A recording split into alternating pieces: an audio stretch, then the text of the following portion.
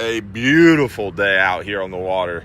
It is glass calm here in the pass and all the way offshore right now. It has been absolutely stellar, absolutely beautiful, and the forecast remains the same here. We're sunny and low 80s during the day and the mid 60s in the morning. It is absolutely spectacular winter time in Florida. And we are enjoying some stellar fish. I want to tell you a little bit about what's going on, what's coming up, and more. Talk to you guys a little bit about what we're catching and updates and all that good stuff. As far as the offshore bite goes, right now we are crushing them out there. The Flying Hub 2 went out yesterday, got nearly a boat limit of big fat red grouper, got a ton of mangrove snapper to go along with them. Lots of big porgies, some vermilions, lots of other heads and tails, some catch and release skag grouper action as well. So Flying Hub 2 is doing really well offshore. Our 39-hour trips resume February 21st. We've got a light load Tuesday, February 25th on that 39-hour trip, and also have a light load Friday the 28th. So some good opportunities to get out there on that 39-hour trip. Later this month, the 12-hour Extreme is running every Wednesday and Sunday. We got light loads on there. Like I said yesterday, had a boat limit, nearly a boat limit of red grouper, and only a handful of folks out there. So great opportunity to get offshore in flat, calm conditions right now. Plus, near shore, the bite has been heating up as that water temperature heats up. We're seeing some good lane snapper action. We're seeing a couple mangrove snapper here and there, a couple red grouper here and there, and still the hogfish bite is persisting for us. I do think that as it continues to warm up, if we don't get some more cold front action, those hogfish will start to spread out and get a little bit more finicky for us. So if you want to get out and enjoy some hogfish action, now's the time to do it before things really warm up on us too much. Also, keep in mind, inshore right now, we're seeing a lot of trout, a lot of redfish. The snook are coming back, and this week the snook action has picked up quite a bit. We're still catching a few of those sheep's head, so you got a good chance for them too. This is the last kind of couple weeks for those sheep's head until they start to spread out on us as things warm up. Also, we're looking forward to things inshore as the bait is starting to return a little bit. Things should start warming up a little bit. Plus, we got a full moon coming. We're on the front side of a full moon now. That full moon should really start to make that water flush and move.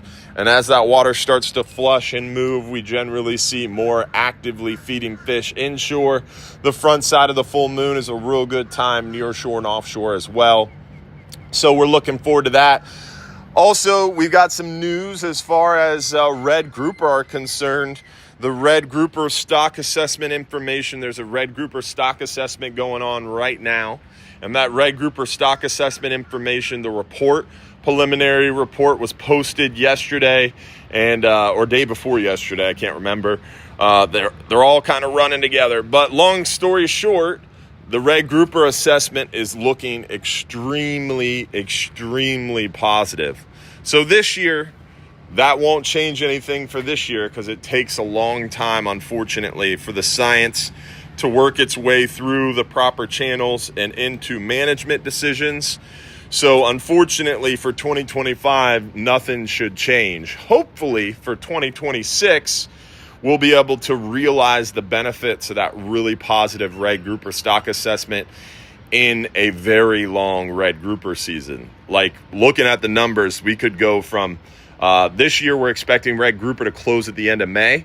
2026, if they get this rule in place in time, we could potentially see almost a full year of red grouper fishing with such improved numbers from that assessment. So really good news there on the red grouper front with huge improvements in access coming.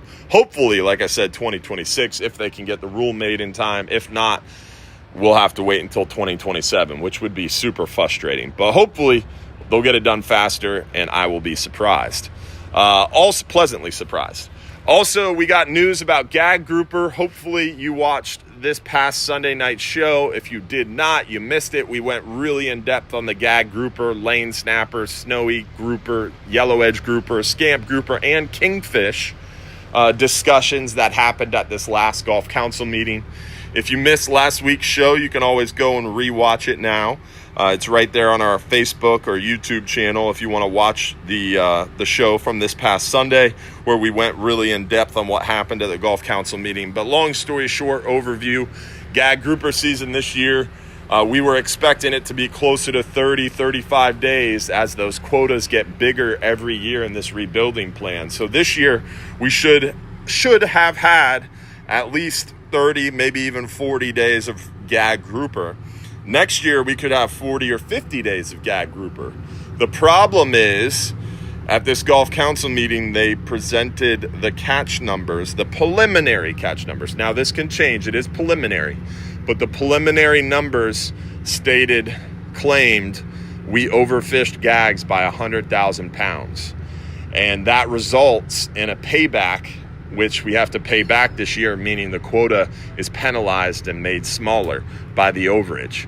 So with that payback, instead of having like 400,000 pounds to catch this year, we would only have like 211,000 pounds. So huge hit. And they're saying we caught 270,000 pounds of gags, 270,000 pounds of gags in 15 days in 2024. Well, if we only have 210,000 to catch this year, and we landed 270 in 15 days, just back of the napkin math, you can tell that 270 in 15 days, only 210 to catch this year, our season's going to be much shorter, probably 7, 8, 9, maybe 10 days at most for gags this year, which is extremely frustrating. But hopefully things will change. Like I said, those numbers are preliminary, but preliminarily we're looking at a very short gag grouper season this year. So we'll see how things shake out. Stay tuned for more information. Like I said, if you want the in-depth version of what I just talked about, watch last week's show. The red grouper news, though, did come out yesterday, and that is positive at least, so there's good news there. Hopefully you guys enjoyed this morning view and update from us here at Hubbard's Marina. We got the full moon coming in. Things are going to be moving and shaking.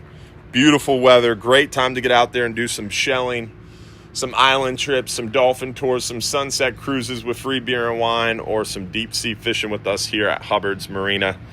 Don't forget, if you're too busy to go fishing, you're just too darn busy. So hopefully we'll see you out in the water soon. Have a great day, y'all.